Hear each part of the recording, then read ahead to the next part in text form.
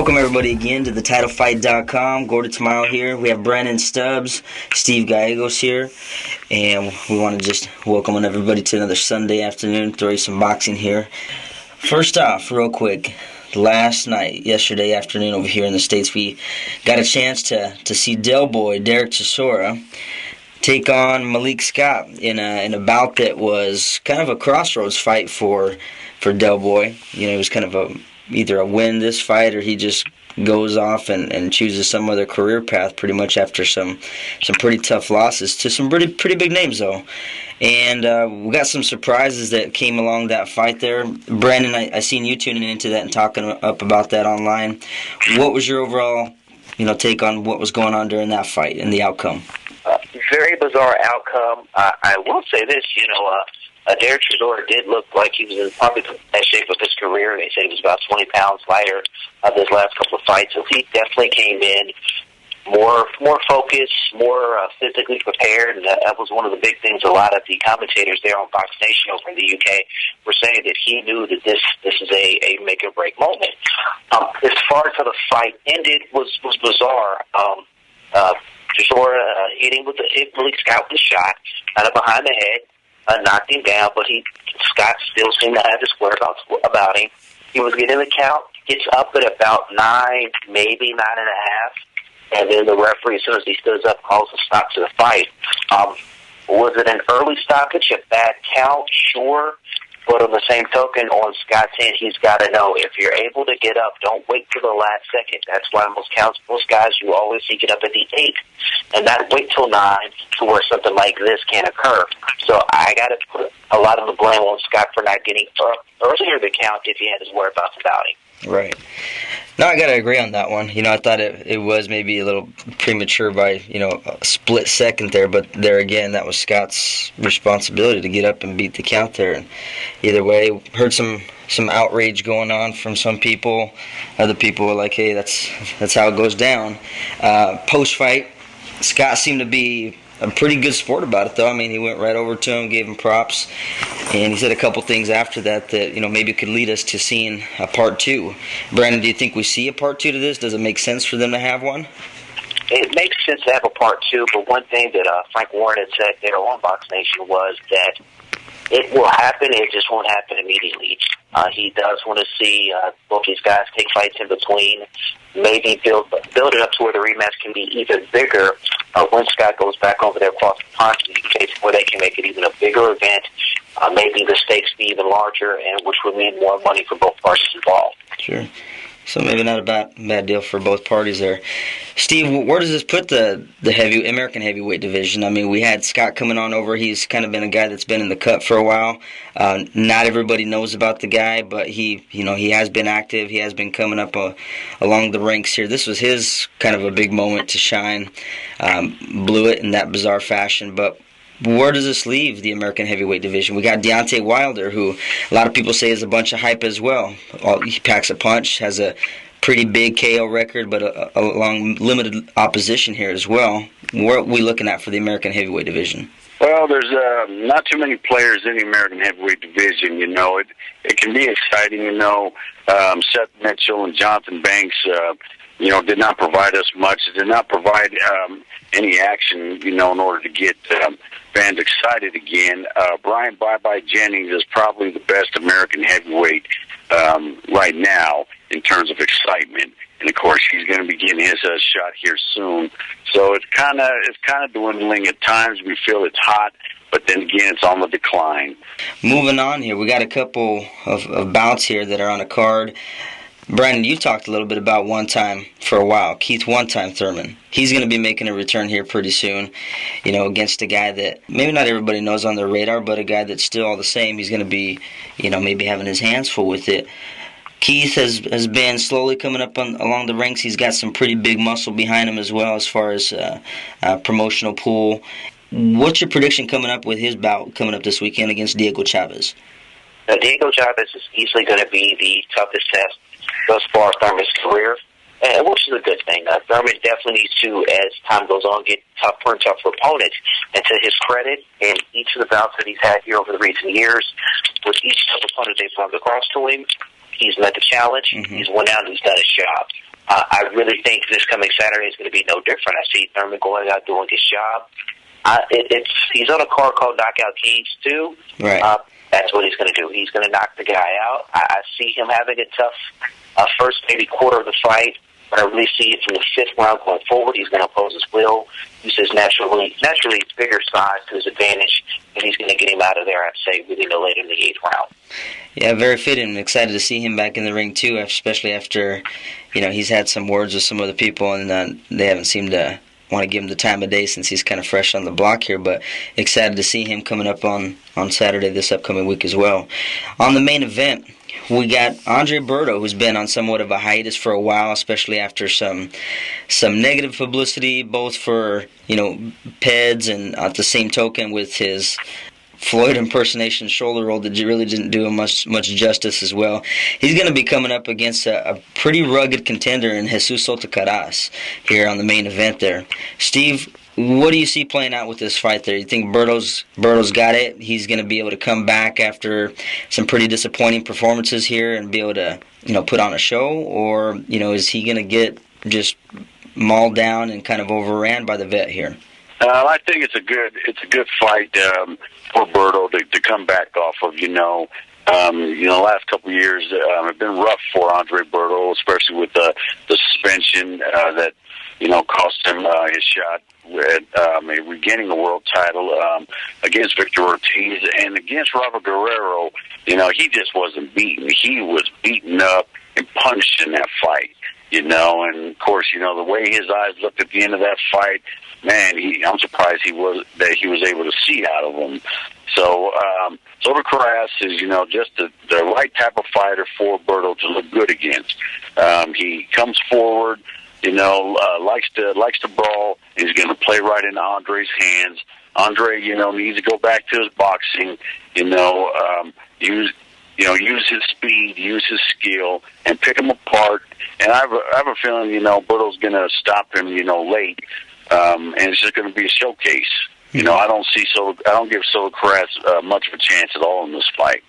Berto does need to shine on this one. I think it's maybe some good matchmaking, at least their attempt at making it so he looks good here, because otherwise, Berto's going to be just more or less a gatekeeper at this point if he can't get past Karass here. Brennan, assuming he gets past this bout here on Saturday, what's on the plate for him? There's a lot of hot momentum going on in his division and surrounding there. What's going to be available to this guy? It's really going to depend on how he goes out and he wins. If it's a boring fight, then he's kind of going to be stuck in the same position he's in prior to the fight. If he goes out and wins in exciting fashion, he goes out and knocks the guy out early, and goes in and does his work, and Lord, hopefully he doesn't do the shoulder roll, which is not his advantage. Right. A lot of doors open up for him. Like you said, there's a lot of guys in the division, a lot of people underneath the Golden Boy umbrella that he can be matched up against. The Victor Ortiz fight would that rematch would still be out there. It would be something fans would still be interested in seeing. You've got guys like Paulie Malignaggi who's coming off of a loss. That would still be an intriguing matchup because, again, he's not going to be able to get an automatic title shot versus any of the champions there in the division. He's going to get a couple of W's in a row before he can go to that next plateau. It's all going to start Saturday night, and it's all going to depend upon how much he goes out, impresses the action, and does it in impressive fashion. So Berto-Karass is a tough guy. And really Robert Guerrero might have showed the blueprint to beat Andre Berto, which is literally mauling him. Right. So Berto-Karass could do that. Mm-hmm. So it could be interesting to see. But again, it's all going to depend on what Berto does, how he goes out and perform. Is going to be what his future's going to hold. Most definitely. Here most recently we had another announcement that had been taking place. Steve, I know you were very vocal about this one here. You have been about Chavez Jr.'s previous bouts as well and his record and it being quote-unquote padded. He's going to be taking on Brian Vera here September 7th, which is just around the corner as well here. I find it a hard time, no knock against Brian Vera, but I have a hard time getting excited at all about this particular bout. Steve, give me your thoughts. What's on your dome here after this announcement took place, and what's going to happen here? Well, it's exactly what I said after the Martinez fight, that Chavez will go on. He will continue to pad his record against second-rate opposition, get title shots and so forth. And, he's taking a step in that direction right now. Brian Vera, very, very tough, always exciting. He probably could give Chavez some problems early, but, in the end, this is a fight that's, that's going to make Chavez, look good. It's a fight, an opponent that he can look good against. He's just going to pad his record, another easy victory. Bob Arum, and his management team, are carrying Chavez Jr., and it's just going to continue. I myself am not too excited about seeing it, but, we will tune in to see what happens, because you never know. You don't expect it.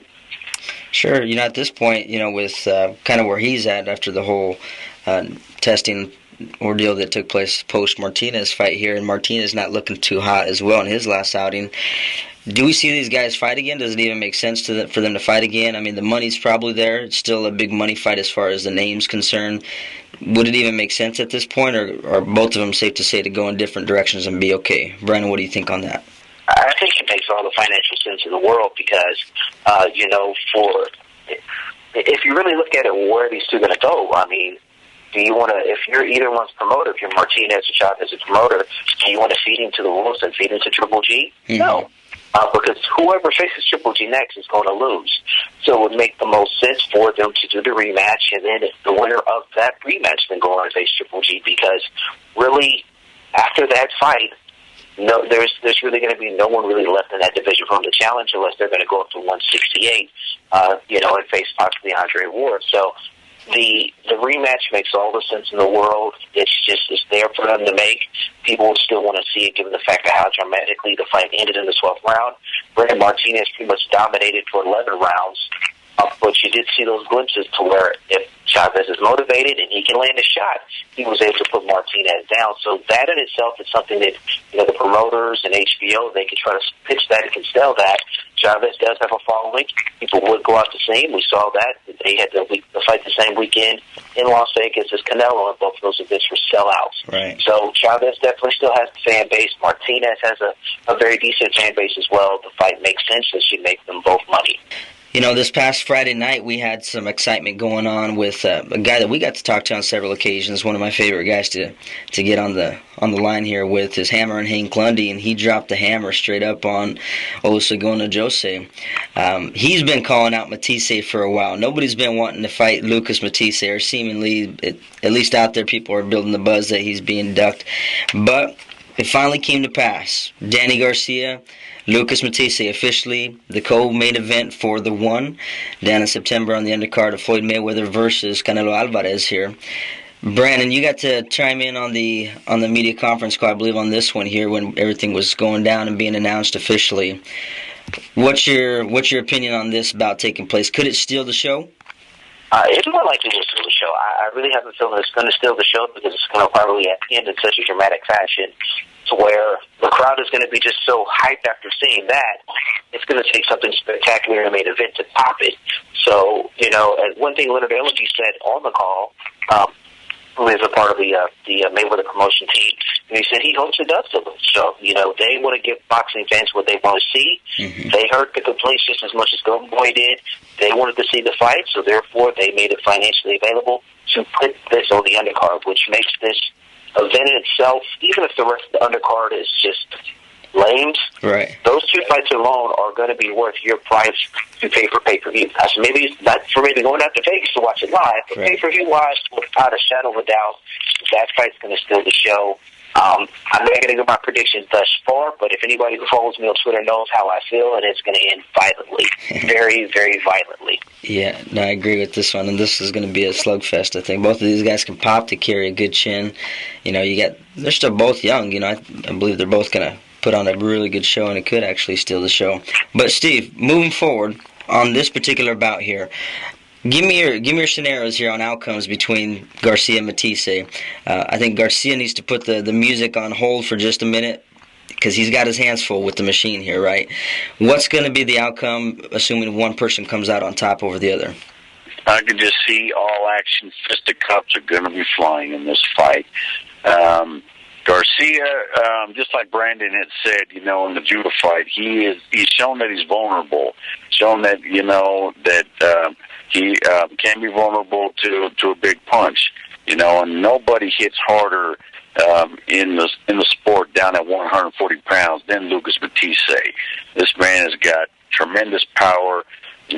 Knocked out, or at least knocked down every opponent that he's faced so far. So, if I'm going to have to give the edge to one fighter at this point, I'm going to have to give it to Lucas Matthysse, just because he lulls great boxers into slugfest, and he's not a bad boxer himself. Great boxer puncher with tremendous hard fists. So I'll make my prediction. I'm going to go with Matthysse as a winner. I'm not going to say at this point, whether he's going to knock him out or by decision. He will win. So, Brandon, does the winner of this bout get the Mayweather lottery and get to face him next, you think? Or is that just wishful thinking for either of these two? But that has to be in the back of their minds there, and that's extra motivation as well. Yeah, I really think if Garcia were to win, I don't think Garcia would probably get that shot. I don't think that would be something, although if he won in spectacular fashion, sure, I could definitely see fans maybe pushing for that fight, but I don't think that's one fans really are excited about. But the fans are really excited about possibly seeing Mayweather versus Matthysse, because Matthysse being such a vicious power puncher and Floyd's defensive style, how would that match up? How would that all play out? Right. So that matchup, I think fans would really clamor to want to see. Garcia, still Floyd would be able to push the fight, and the war words between the two fathers would be very entertaining. But the fight itself, I really don't think that fight itself would be all that exciting. But if Matthysse wins, I think that's something his camp, and with them both now being promoted by and managed by Al Heyman, it would make a lot of sense, and I think would be a pretty good sale. International-wise, he'd really be facing yet another non-American fighter. It would be very big globally. I think it could be a definitely big matchup and good business for both parties. Let's touch base on, you made something popped out of my head for just a second there about how Danny Garcia may not get that shot, even if he did win. If he looks spectacular, possibly. But the kid's young. The kid's got some decent wins on his resume. The last ones with the legend Morales, of course, were good for the record, but way past his prime, of course, to be anything excited about, in my own opinion. But what is it with Danny Garcia that just doesn't seem to be as marketable with this guy here, or he doesn't seem to be as marketable with the team behind him, or are they just not giving him the attention that they're giving some of the other fighters? Brandon, is there something that many people are missing, that this guy just isn't as marketable as somebody else? I think it has to do maybe a little bit of his record with people he has beaten, being, someone maybe past their prime. If maybe take minusing away Amir Khan, who's definitely still in his prime, who he beat. But if you really look at his record, the guys he's beaten or kind of maybe over the hill, past the prime, your Zab Judas, your Eric Morales, your Kendall Holtz, your Nate Campbells, those guys were all great, but that was many years ago. He's beaten them on their decline. So if he could beat Matthysse and beat him in spectacular fashion, I think he would get his just due. But I think a lot of fans maybe don't clamor to that because of who he's beaten and where he beat him at that point in their career, not in the point of his career. It also doesn't help the fact that, again, he's another athlete who wants to be a quote-unquote entertainer and want to put out videos and rap freestyles, and that just doesn't work. It's also that turns off boxing fans. We pay to see you box, not to hear you rap. Right. It doesn't work. I got to agree with you on that one there. The kid's young. I got to give him props for stepping up to the plate on this one, although I'm sure the dollar signs had something to do with it, because it had to have been a pretty good dollar amount thrown down there for it. We're looking forward to touching base down in Vegas and taking part of all the action as it goes down. Hopefully we get a chance to rub elbows with a bunch of you boxing heads out there that weekend as well. Make sure you hit us up. Again, signing off, Gordie Tamayo, Brandon Stubbs, Steve Gallegos. Have a good one.